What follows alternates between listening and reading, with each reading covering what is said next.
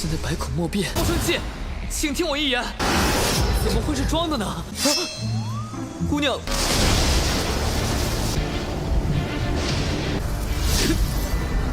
到底发生什么事了？给我召集人马！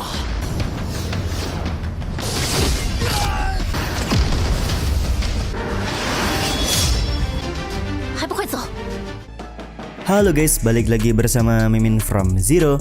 Di video kali ini Mimin bakalan kembali melanjutkan alur cerita Donghua berjudul Lingwu Dalu atau Lingwu Kontinen part ke-31 ya. Seperti biasa, sebelum masuk ke rekap ceritanya, buat kalian yang menonton video ini tapi belum subscribe, tolong di subscribe dulu ya guys. Dan jangan lupa nyalain lonceng biar nggak ketinggalan update terbaru dari channel From Zero. Playlist untuk Donghua ini juga udah tersedia bagi kalian-kalian yang baru aja bergabung dan belum nonton episode sebelumnya ya. Ya udah deh, nggak usah berlama-lama lagi, langsung saja kita ke rekap ceritanya guys.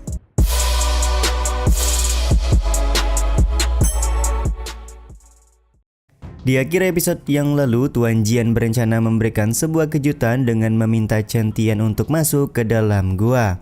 Ketika Bang MC sudah masuk ke dalam gua tersebut dan mandi di sebuah sungai, ternyata ada Liu Yan yang juga sedang mandi di tempat yang sama. Episode kali ini pun dimulai dengan Liu Yan yang berteriak kaget karena kehadiran Chen Tian di dalam sungai. Liu Yan tidak ragu menyebut kalau Chen Tian murid cabul karena berani-beraninya mengintip ketika dia sedang mandi. Chen Tian pun terlihat mencoba untuk menjelaskan kalau dia tidak mengetahui ada Liu Yan di dalam sungai. Akan tetapi Liu Yan tidak ingin mendengarkan penjelasan apapun dan meminta Chen Tian untuk segera naik ke atas.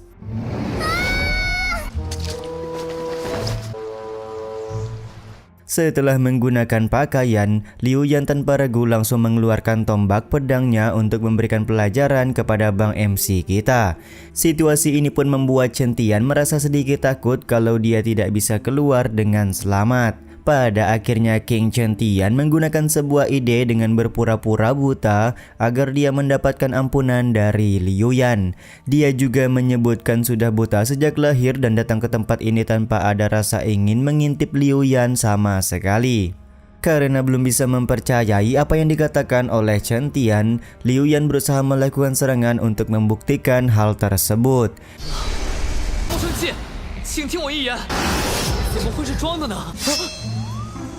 Dan benar saja ternyata Chen Tian tidak bergerak sama sekali ketika tombak dari Liu Yan hampir melukai tubuhnya. Karena akting yang diperlihatkan oleh Chen Tian begitu nyata, pada akhirnya Liu Yan kena kibulin dan udah meyakini kalau Chen Tian buta beneran. Dia juga meminta Chen Tian untuk segera pergi meninggalkan tempat ini. Sebelum Chen Tian pergi, dia berterima kasih sambil memanggil nama senior Liu kepada Liu Yan.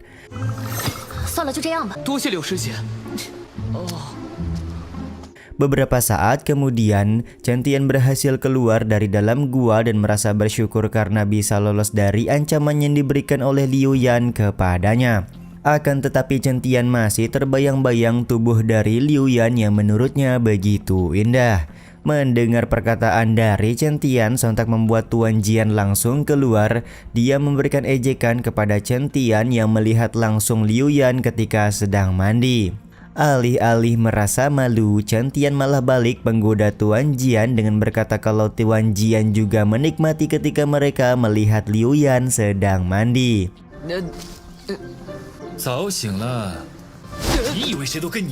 Sontak hal ini pun membuat Tuan Jian kesal karena menurutnya dia tidak punya otak mesum seperti Bang MC kita. Ternyata sampai di sini Tuan Jian masih kepikiran perihal pertarungan Chen Tian melawan Yu Wuxin sebelumnya. Diketahui Yu Wuxin bukanlah orang sembarangan, jadi jika dia menggunakan senjata yang kuat ketika menghadapi Chen Tian, maka bisa dipastikan Chen Tian akan sangat kesulitan. Tiba-tiba saja ada sebuah fenomena langit gelap dan petir menyambar di dekat mereka berdua. King Chen Tian tanpa ragu langsung menuju ke arah fenomena langit tersebut karena penasaran apa yang sebenarnya sudah terjadi.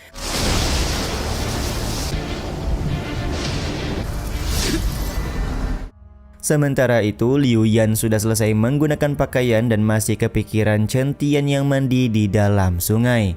Tiba-tiba saja Liu Yan kembali teringat tentang orang yang pernah memeluknya dulu ketika berada di hutan monster, di mana orang tersebut merupakan Chen Tian yang baru saja dia lihat.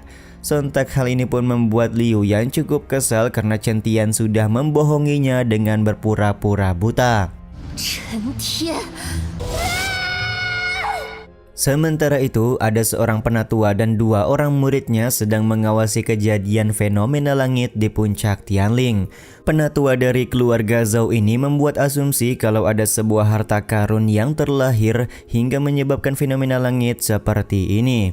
Beberapa saat kemudian, Chen Tian juga muncul di sekitaran tebing dan mengira kalau dia akan menemukan harta karun. Akan tetapi Tuan Jian pun langsung memberikan peringatan kalau fenomena langit tersebut bukanlah sebuah harta karun, melainkan pertanda ada monster kuat yang akan segera muncul.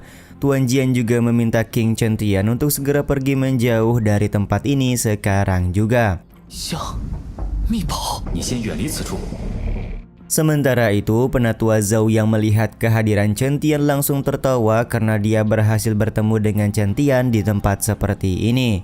Dia dan beberapa muridnya langsung menghalangi Chen Tian agar dia tidak bisa meninggalkan tempat ini.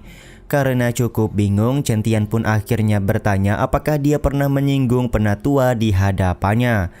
Kau tidak pernah menyinggung kami, tapi kau sudah membuat masalah dengan keluarga Zhou, ucap penatua yang langsung meminta beberapa orang muridnya untuk menangkap Chen Tian. Bang MC kita pun akhirnya sadar kalau penatua di hadapannya merupakan anggota dari keluarga Zhou yang tidak lain dan tidak bukan merupakan keluarga dari Zhouran.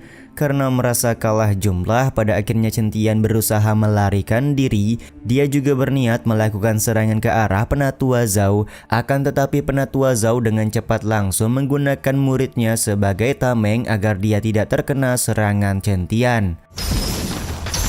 为何要置我于死地？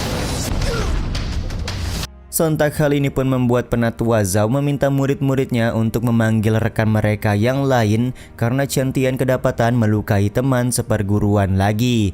Bahkan penatua Zhou tidak ragu memberikan perintah untuk membunuh Chen Tian sekarang juga. 到底发生什么事了？ 给我召集人马！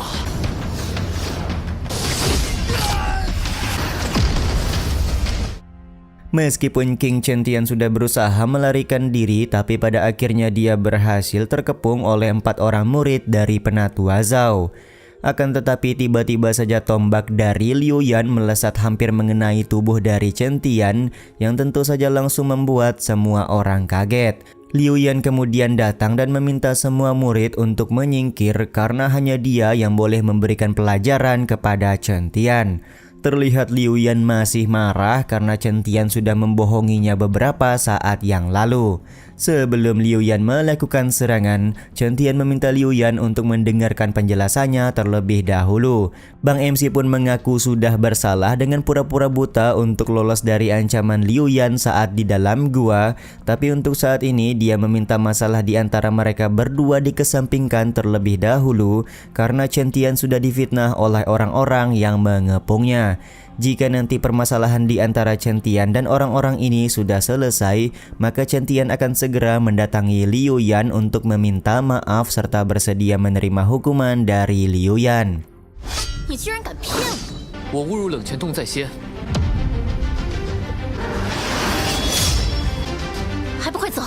Karena di sini Liu Yan merasa tidak tega, pada akhirnya dia bersedia membiarkan Chen Tian pergi sekarang ini. 4 orang murid yang mengepung Chen Tian juga langsung pergi untuk kembali melakukan pengejaran. Sementara itu, Liu Yan tampak bersedih karena Chen Tian harus mendapatkan masalah dan berharap Chen Tian bisa selamat di masalahnya ini. 你可别死了！ Harapan dari Liu Yan kepada King Chen Tian ini juga sekaligus menutup episode 33 kali ini ya guys. Ya udah deh, sampai di sini dulu aja video kali ini. Mohon maaf jika masih banyak kekurangan dan kesalahan dalam penyampaian kata-kata ya. Terima kasih untuk kalian yang udah pada nonton dan jangan lupa subscribe serta nyalain loncengnya ya guys. Mimin selaku penulis narasi, tukang voice over dan tukang edit video pamit undur diri. Salam hangat, see you in the next video. Bye bye guys, see you next week.